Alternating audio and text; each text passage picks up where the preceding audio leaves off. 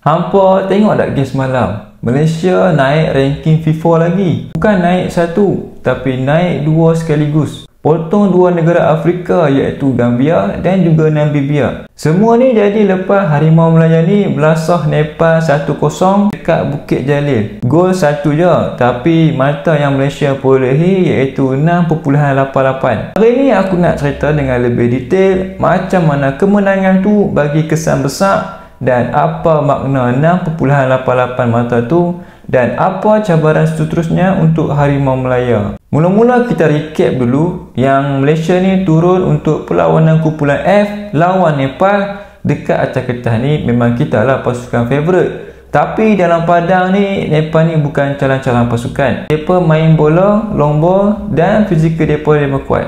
Awal game tu pun Harimau Melaya ni nampak seraga sikit. Passing pun tak berapa nak kemas. Beberapa kali jugalah hilang bola. Tapi ada satu momen je yang ubah game tu, iaitu Faisal Halim muncul wira pasukan dengan gerakan dan dia merembat dan terus gol. Gol tu lah hadiah 3 mata yang paling kita perlukan. Dan ramai orang tanya, walaupun menang Nepal je pun awak ranking naik banyak. Sebab ranking FIFA ni bukan kira menang atau kalah semata-mata. Dia kira 5 benda. Pertama, ranking lawan. Yang kedua, keputusan perlawanan.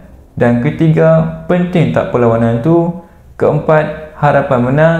Dan yang terakhir sekali ialah berapa besar jurang keputusan. Walaupun Nepal ni ranking lebih rendah, tapi Malaysia wajib menang. Wajib, Kalau seri, kita memang akan rugi mata. Dan kalau jatuh, lagilah rugi mata. Jadi bila Malaysia menang, walaupun satu je gol, itu kira result yang penting. Sebab tu Malaysia dapat 6.88 mata. Dan hasilnya ranking Malaysia naik dari tangga 118 ke 116 dunia. Part ni ramai yang fans suka sebab Malaysia ni potong dua negara Afrika.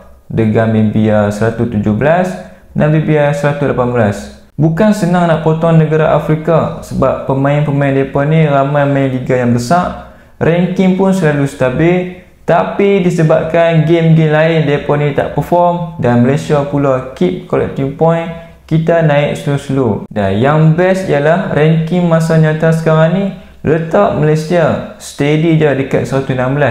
Tapi kalau nak naik lagi bukan senang.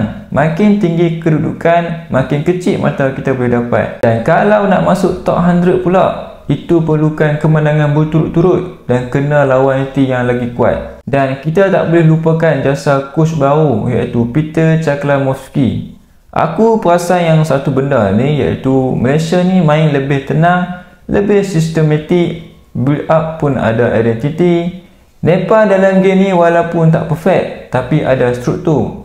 Player pun nampak yakin. Faisal Halim makin fit. Arif Aiman walaupun main 8 minit je. Hendrik Dos Santos maintain game engine room. Safawi pun nampak ada confidence boost balik. Paling penting iaitu Malaysia sudah mula kumpul mata ranking secara konsisten. So lepas ni Malaysia punya next match iaitu melentang Vietnam pada tahun depan bulan Mac. Main pula dekat tempat mereka. Vietnam kalau main dekat Hanoi, kita memang tahu lah sangat-sangat keras. Kalau Malaysia boleh menang lawan Vietnam, ni aku nak habaq siap-siap yang ranking Malaysia ni boleh meletup naik. Sebab Vietnam ni ranking lebih tinggi daripada Malaysia. Tapi kalau kalah, kita mungkin turun balik. So game ni bukanlah setakat prestige, tapi game ni adalah paling kritikal dan penting buat Harimau Melaya. So geng, kesimpulannya Malaysia menang Nepal 1-0, dapat 6.88 mata ranking, naik ke tangga 116 dunia, potong dua negara Afrika iaitu Gambia dan juga Namibia. Dan lepas ni Vietnam pula menunggu kita. Perjalanan ranking kita ni masih lagi jauh, tapi at least Harimau Melaya ni dah tunjuk ada perkembangan. Dan asal konsisten menang je, ranking akan datang sendiri.